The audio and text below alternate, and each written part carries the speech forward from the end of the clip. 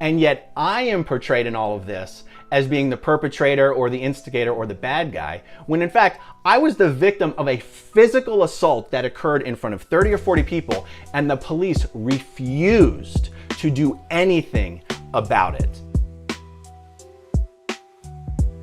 I get assaulted by the boyfriend of a Scientologist. Does anyone think that's just a coincidence? Now, if you ask, how do you know she was a Scientologist? The answer is, because I know her. Her name is Everyone who's a Scientologist here in Clearwater knows who is. They know who parents are. I don't know why her ex-husband's name.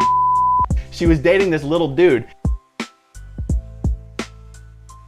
And I was like, well, if she's hot, you know she's crazy. Now, I didn't realize how loud I was speaking. I guess the boyfriend heard me say that. He came over, he put his hands on me. He basically said, don't say that again or I'm gonna kick your ass, and you can basically sit there and shut up, or you can stand up and we'll do something about it. Now look, and I sure as fuck wasn't gonna back down, sitting right there at the bar in my favorite hangout. So I got up from my seat and I turned around, and as I was turning around, the guy nailed me in the face.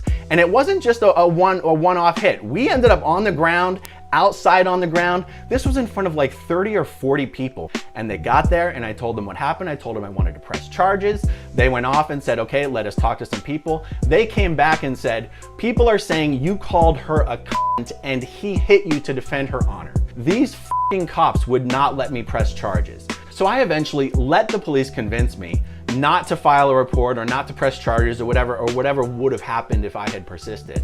These facts were not really facts after all. Oh yeah, I punched this guy because he called my girlfriend a I even said to the police officers, I was like, can we use some common sense here? I'm running for city council. I even showed them my petition cards.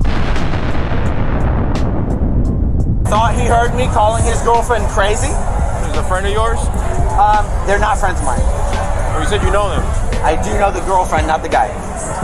I was at Fusion. By the way, 20 people over there just witnessed it. You don't have to get so close, I'm sorry. buddy. No, I'm just saying, 20 people over there. I know what you're saying. I can hear you from there.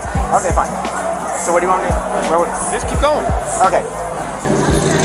I've never even had so much as an extended conversation with her, but I know who she is because we both grew up in Scientology.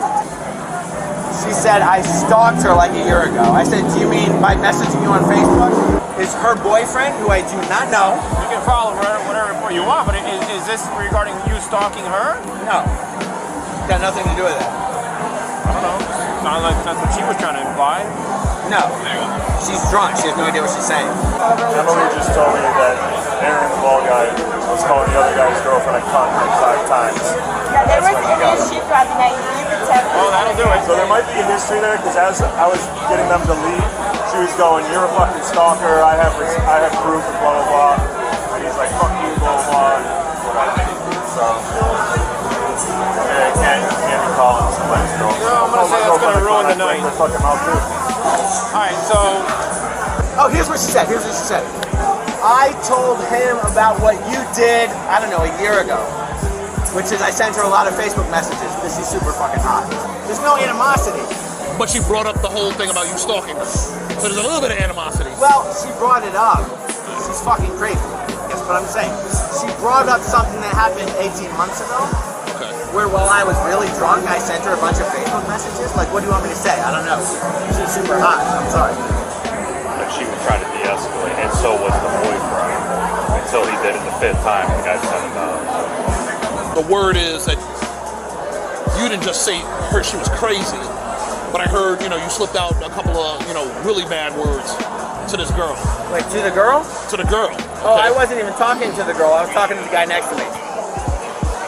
The girl was halfway down the bar. I wasn't even talking to her. So this is the acquaintance of yours, but you're not talking to her. You're talking to somebody else, but you're talking about her. Correct. And somebody overheard. Well, I mean, I guess her boyfriend overheard. Well, she said she overheard too, so... I believe that. Okay, the boyfriend now defending the honor of his girlfriend steps to you.